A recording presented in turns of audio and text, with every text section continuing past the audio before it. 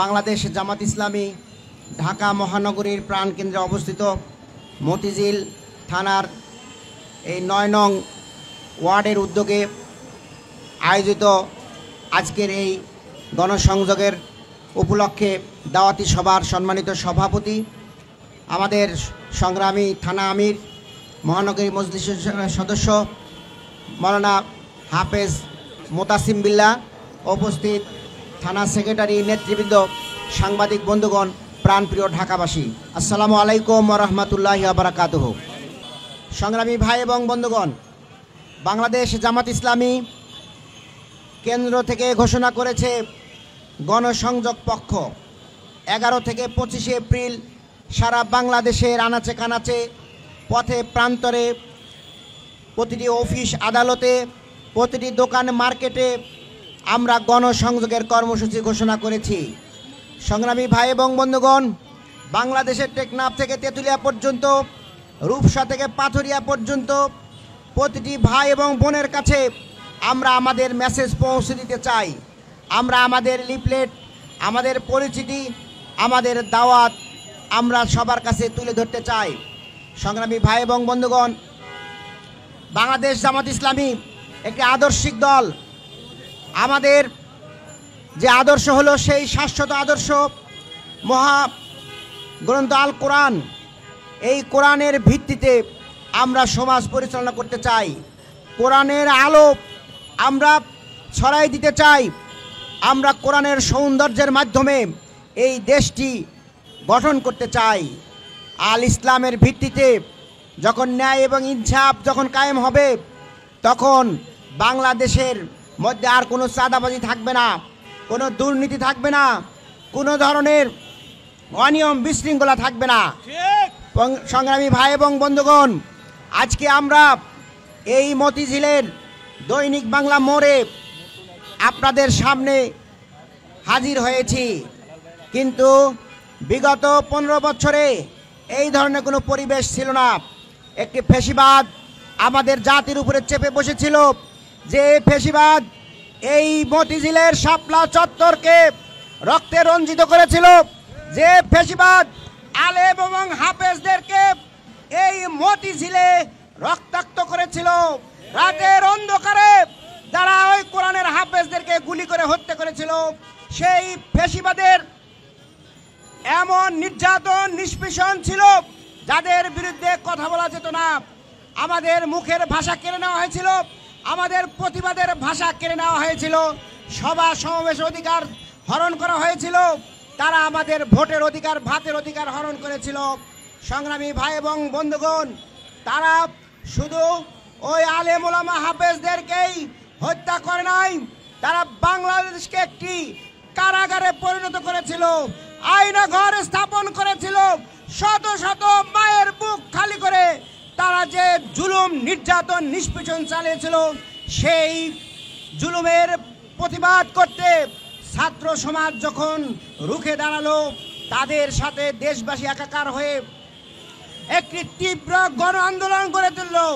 যে গণ আন্দোলনের কারণে 5ই আগস্টে গণ বিপ্লব সংগঠিত হয়েছে। সংগ্রামী ভাই এবং বন্ধুগণ, দেশের মানুষ বলেছিল ওই ফ্যাসিবাদ হাসিনার পদত্যাগ, কিন্তু সে ভীত সন্ত্রস্ত হয়ে পদত্যাগ করে নাই, তিনি দেশ ত্যাগ করে ভারতে গিয়ে আশ্রয় নিয়েছেন। সংগ্রামী ভাই এবং বন্ধুগণ, আমাদের শহীদ পরিবারের ঘোষণা, শহীদের বাবারা, মায়েরা, আত্মীয় স্বজনরা বলছে আমাদের সন্তানরা শহীদ হয়েছে, প্রয়োজন হলে আমরাও শহীদ হব এবং এই ফ্যাসিবাদকে রুখে দেব ইনশাআল্লাহ।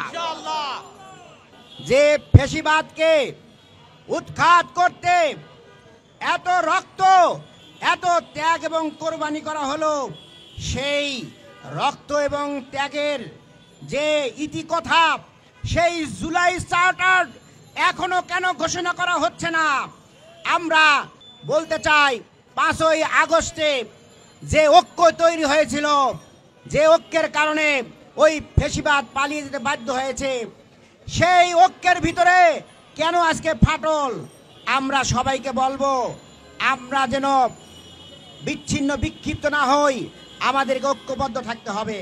ঐক্যবদ্ধ যদি না থাকি তাহলে ওই ফ্যাসিবাদ আবারও এই জাতির ঘাড়ে এসে চাপে বসবে। এইটা হতে দেওয়া যাবে না। প্রিয় ভাই এবং বন্ধুগণ, শহীদদের যারা খুনি তাদেরকে দৃষ্টান্তমূলক বিচারের আওতায় নিয়ে এসে তাদেরকে আইন মতো শাস্তির ব্যবস্থা করতে হবে। ফ্যাসিবাদের গন্ধকে বাংলাদেশে আর ঠাঁই দেওয়া হবে না। আগে বিচার করতে হবে। দৃষ্টান্তমূলক বিচারের প্রক্রিয়া এই জাতি দেখতে চায়।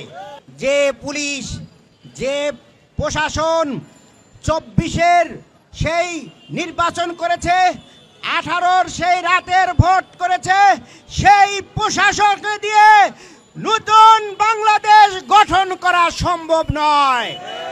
এই জন্য পুলিশ প্রশাসনকে ঢেলে সাজাতে হবে এবং ফ্যাসিবাদের দোসরদেরকে প্রশাসন থেকে বের করে দিতে হবে।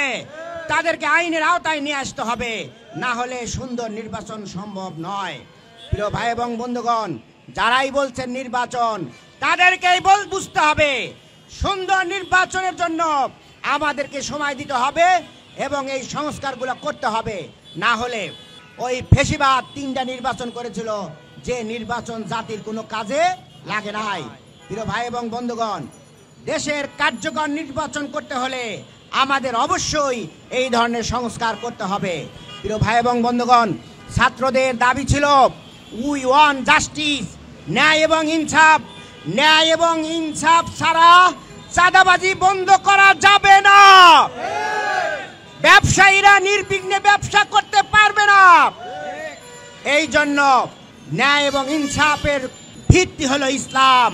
ন্যায় এবং ইনসাফের ভিত্তি হলো আল কোরআনের সংসদ, আল কোরআনের সৌন্দর্যে আমরা যদি লোক তৈরি করতে পারি, সৎযোগ্য আমরা খোলাভেরু নেতৃত্ব তৈরি করতে পারি, তাহলেই শুধুমাত্র দেশ থেকে চাঁদাবাজি মুক্ত করা যাবে।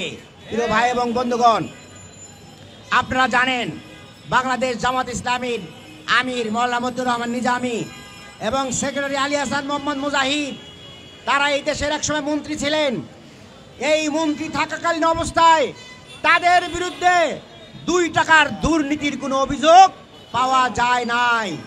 সংগ্রামী ভাই এবং বন্ধুগণ, কিন্তু আজকে আমরা কি দেখতে পাচ্ছি? ক্ষমতায় না যাইতেই তাদের বিরুদ্ধে সন্ত্রাস, চাঁদাবাজি, দুর্নীতির আমরা অভিযোগ খুঁজে পাচ্ছি। এই নেতৃত্ব দিয়ে বাংলাদেশ কিভাবে গঠন করা সম্ভব হবে বলেন? সংগ্রামী ভাই এবং বন্ধুগণ, নতুন বন্দোবস্ত, নতুন বাংলাদেশ গড়তে হলে আল কোরআনের আলোকে নেতৃত্ব গড়ে তুলতে হবে, সৎযোগ্য নেতৃত্ব গড়ে তুলতে হবে। আল্লাহর আইন এবং সৎ লোকের ভিত্তিতে আমরা যদি এই দেশ পরিচালনা করতে পারি, তাহলে দেশ থেকে চাঁদাবাজি মুক্ত হবে। আমরা বাংলাদেশ জামাত ইসলামী ঘোষণা করছি, আমরা নিজেরাও চাঁদাবাজি করি না, কাউকে চাঁদাবাজি করতে দেব না। এই যুদ্ধ চলতে থাকবে এবং বাংলাদেশ জামাত ইসলামীর একজন কর্মী বেঁচে থাকতে আমরা ওই আধিপত্যবাদের কাছে নতি স্বীকার করব না, ইনশাআল্লাহ। এই মতিঝিল হলো শহীদদের রক্তে পবিত্র। এই পবিত্র ভূমিতে আর কোন চাঁদাবাজ দাঁড়াতে পারবে না, ইনশাআল্লাহ।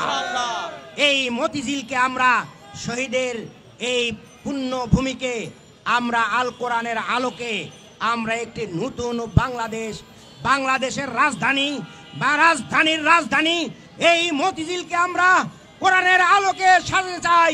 এই জন্য দল মত নির্বিশেষে সকল ব্যবসায়ী ভাই বোনদেরকে এগিয়ে আসার উদাত্ত আহ্বান জানিয়ে আমার বক্তব্য এখানে শেষ করছি।